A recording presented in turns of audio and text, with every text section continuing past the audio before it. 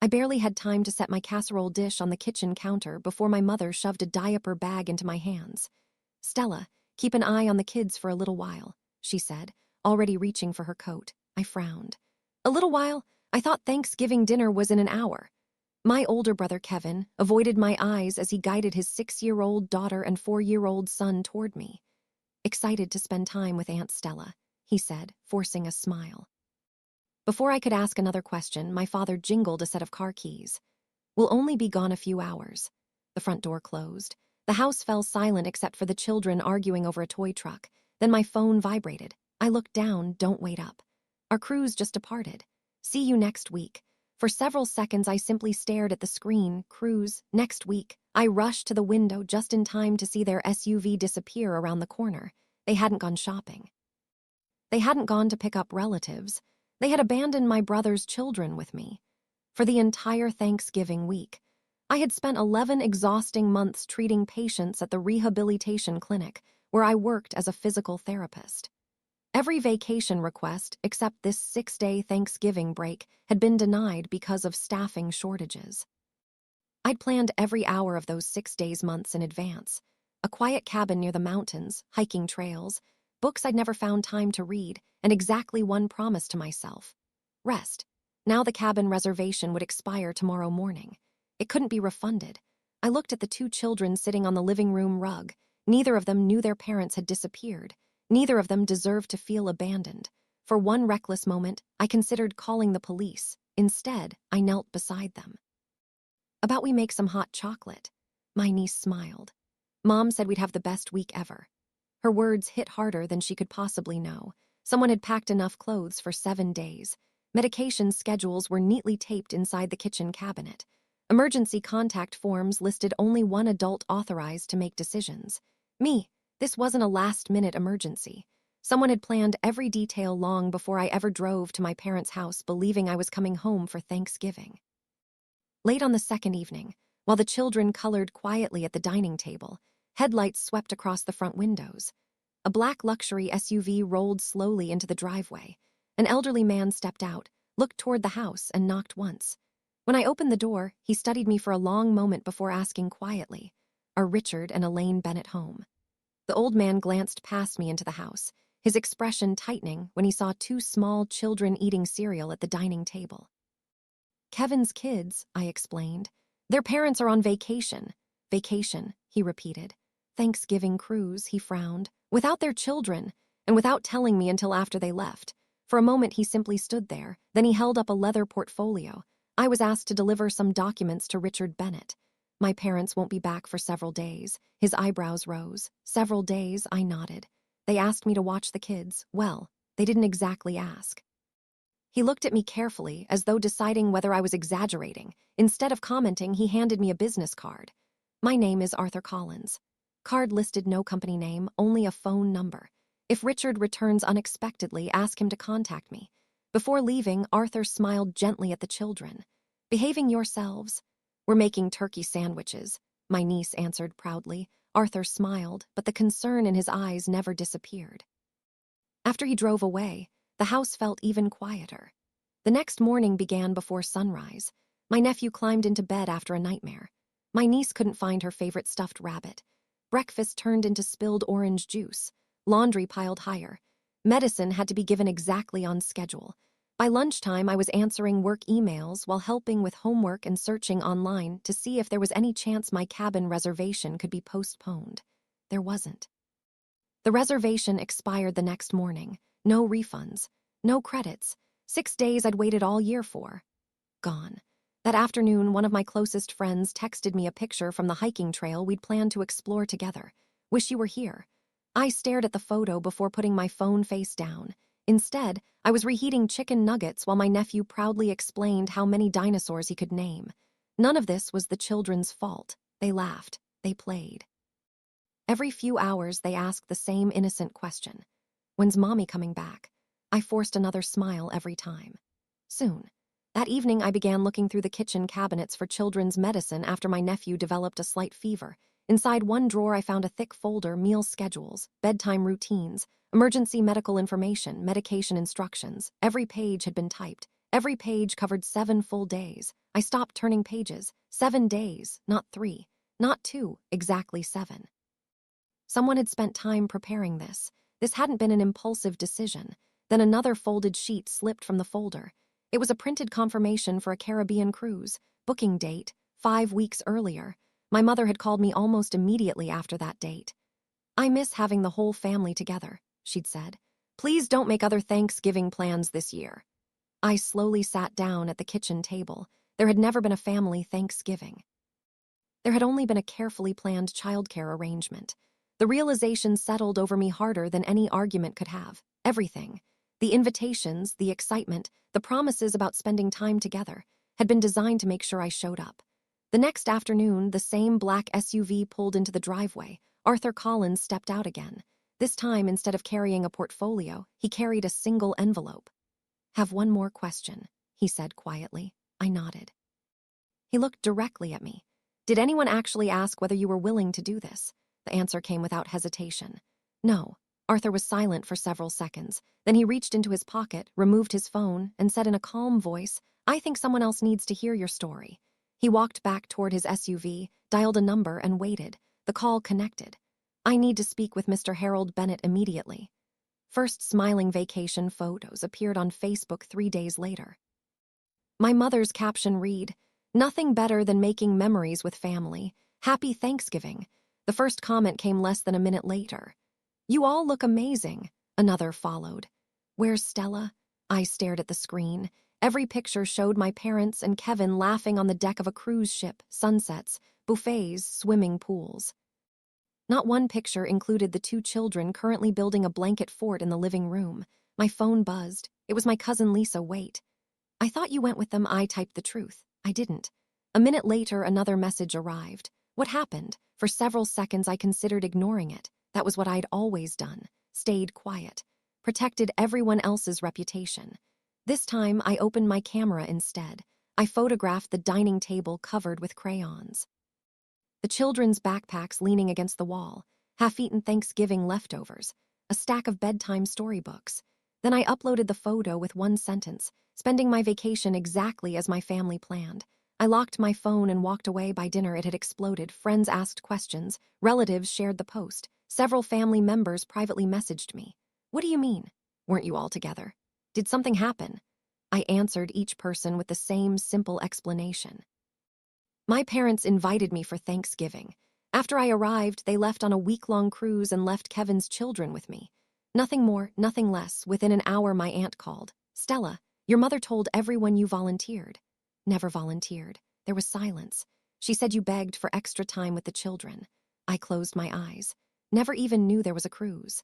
That conversation spread quickly. Another uncle called, then an older cousin. Every one of them had heard the same story. Stella wanted to babysit. Stella insisted. Stella offered. The lie had been prepared before I even arrived. Kevin had repeated it to everyone. My parents hadn't merely tricked me. They had built an entire story so nobody would question where I was during Thanksgiving. That evening, another knock came at the front door. Arthur Collins stood outside once again. Only this time, he wasn't alone. A woman in a navy suit stepped out of the SUV carrying a leather briefcase. Arthur introduced her. "This is Margaret Ellis." She extended her hand. "I'm Mr. Harold Bennett's attorney." My stomach tightened. "My grandfather has an attorney." "He does." "Never even met him." Margaret exchanged a brief glance with Arthur. "We know." Those 2 words landed strangely. She accepted a cup of coffee before opening her notebook. "I'd like you to tell me exactly what happened." So I did. From my mother's phone call inviting me home, to arriving with homemade food, to the diaper bag, to the text announcing the cruise, to finding the 7-day childcare schedule hidden in the kitchen drawer. Neither Arthur nor Margaret interrupted. Neither asked leading questions. When I finished, Margaret quietly requested copies of the cruise confirmation, the childcare schedule, my canceled cabin reservation, and screenshots of every message I'd received. I handed them over. Arthur organized the documents while Margaret reviewed each page carefully. Finally, she closed the folder. "Been very honest." "Don't see any reason not to be." She nodded once. "Good." I hesitated. "Can I ask why my grandfather suddenly cares?" Margaret smiled faintly. "Because someone finally told him the truth. She stood. Arthur picked up the folder. Without another word, they walked toward the SUV. Before getting inside, Margaret made one final phone call. "Mr. Bennett." She listened for several seconds. "Yes, I've confirmed everything personally." Another pause, then she said, "We're boarding the next flight." Arthur started the engine. As the SUV disappeared down the street, I had no idea where they were going. But somewhere hundreds of miles away, my grandfather had just made a decision that would bring my entire family home far sooner than they expected. The ringing started just after sunrise. Not one call, not two. My phone lit up so many times it overheated on the kitchen counter. Mom, Dad, Kevin, again, again, again. I let every call go to voicemail. The children were eating pancakes when another black SUV rolled into the driveway. Arthur stepped out first.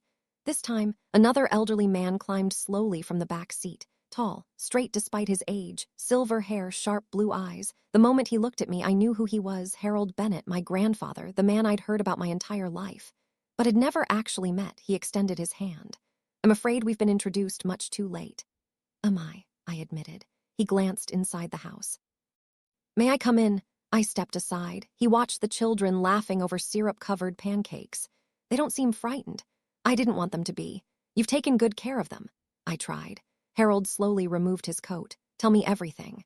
The short version, everything, so I did. I started with my mother's phone call 6 weeks earlier. How she'd insisted Thanksgiving wouldn't be the same without me. How she'd sounded emotional enough that I'd canceled my own plans. How I'd spent nearly $300 buying groceries to contribute. How I'd driven 4 hours believing I was finally going to enjoy a real family holiday. Then I described arriving, the diaper bag, my father's promise, the text message announcing the cruise, finding the 7-day childcare schedule, the cruise confirmation hidden inside the drawer, the social media lies, the phone calls from relatives who believed I'd volunteered. Harold never interrupted. Arthur occasionally slid another document across the table: copies of cruise reservations, printed Facebook posts, screenshots of messages. Everything matched. When I finally finished, Harold remained silent for nearly a full minute. Then he asked quietly, "They left you with no written permission to authorize medical treatment?" I blinked. No temporary guardianship paperwork. No emergency authorization. No. His expression hardened. If one of these children had needed emergency surgery, I couldn't have legally approved it. If the hospital couldn't reach their parents, I swallowed. "I don't know what would have happened." Arthur answered instead. "It could have delayed treatment depending on the circumstances." Harold slowly leaned back in his chair. "So Richard abandoned his grandchildren without ensuring the adult caring for them even had legal authority." Neither Arthur nor I corrected him, because he wasn't wrong. Harold stood. "I'd like to see something." Arthur handed him a thick folder. Property deeds, trust agreements, investment reports, bank statements. I watched in confusion as Harold quietly reviewed page after page. Finally, he looked at Arthur. "Much of Richard's household income depends on family trust distributions. Approximately 38%. The lake house, held entirely under your ownership. The property taxes, you've paid them every year. What about Kevin's business loan?" Arthur opened another folder. "By you." I stared at both of them. My parents had always acted financially independent. Apparently they weren't. Harold noticed my surprise. "You weren't told." It wasn't a question. "No," he gave a tired smile. "Richard preferred that." He closed the final folder. "That ends today." Arthur immediately opened his notebook. Harold spoke calmly, almost clinically. "Suspend every discretionary trust payment." Arthur wrote. "Revoke access to the lake property." Another note. "Freeze approval for any future financial guarantees." Arthur nodded. "Done." I looked between them. "You can actually do that?" Harold met my eyes. "It's my money." Silence settled over the room. Outside, wind pushed dried Thanksgiving leaves across the driveway. Inside, decades of family power had shifted in less than 5 minutes. Harold turned toward the children, smiled gently, and handed each of them a coloring book he'd brought. Then he looked back at Arthur. "Learn about this very soon." Arthur glanced at his phone. "They may have already." As if on cue, my phone exploded with another incoming call. "Mom." I ignored it. Another call. "Dad." Then Kevin. Before the ringing stopped, my mother's voicemail notification appeared. A second later, another voicemail arrived. Then another. Finally, against my better judgment, I answered. My mother's voice came through in panicked sobs. "Stella, please don't let Grandpa do this. Tell him it was all a misunderstanding. Please. We're coming home right now." I slowly looked toward Harold. He simply folded his hands and waited. Harold didn't say a word while I ended the call. He simply looked at Arthur. They are returning. Arthur checked his phone. The cruise line confirmed they've arranged emergency transportation from the first port. Harold nodded once. I expected as much. By late that afternoon, 3 familiar vehicles pulled into my parents' driveway almost at the same time. My mother jumped out before the engine even stopped. Her mascara had run down both cheeks. My father walked behind her with his jaw clenched. Kevin practically sprinted toward the front door. "Where are my kids?" "They're inside," I answered calmly. He rushed past me. Seconds later, I heard both children laughing. "Daddy!" Watching them hug their father brought genuine relief. None of this had ever been about punishing 2 innocent children. Once Kevin settled them in the living room, everyone gathered around the dining table. Harold remained seated. Arthur stood quietly beside him with a thick folder. No one spoke first. Finally, my father forced a smile. "Dad, there must be some misunderstanding." Harold looked at him without expression. "Good," Richard blinked. "Enjoy clearing up misunderstandings." Arthur slid several papers across the table. Cruise reservation confirmation. Another page. Booking date, October 14. Another. Schedule prepared the following week. Another. Medication instructions. Another. Printed emergency contacts listing Stella Bennett as sole caregiver. Arthur looked directly at my father. "Would you like me to continue?" Richard's smile disappeared. My mother hurried to speak. "We were only trying to enjoy one vacation." Harold nodded. "I know." "You understand. I understand exactly what you did." She looked relieved far too soon. Harold continued. "You invited Stella under the false promise of a family Thanksgiving." No one answered. "You concealed your travel plans." Silence.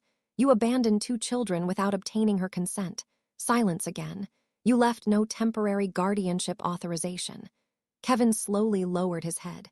"You falsely informed relatives that Stella volunteered." Arthur placed printed screenshots of Facebook comments onto the table. "These posts have already been archived." My mother's face turned pale. Harold folded his hands.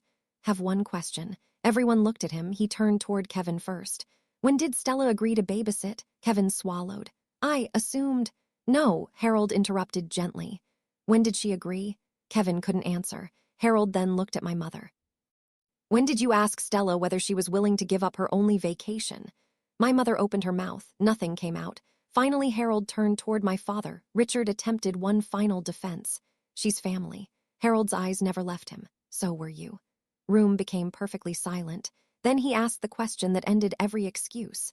"Did anyone ask Stella?" No one answered. Not because they hadn't heard him, because there was only one truthful answer: no. For the first time in my life, someone had cared enough to ask the question I'd never been allowed to ask for myself. Harold slowly stood. "I have spent decades helping this family." He looked directly at my father. "I paid the taxes on this house." Richard stared at the floor. "I guaranteed Kevin's business loan." Kevin's shoulders slumped. "I maintained the lake property so future generations could enjoy it." He paused. "I believed I was supporting a family." His voice remained calm. "I was supporting entitlement." Arthur opened another folder. As instructed yesterday, he handed Richard several documents. "Effective immediately, you are removed as successor executor of the Bennett Family Trust." Another document. "Future discretionary trust distributions are suspended." Another. "Access privileges for the lake property have been revoked." Another.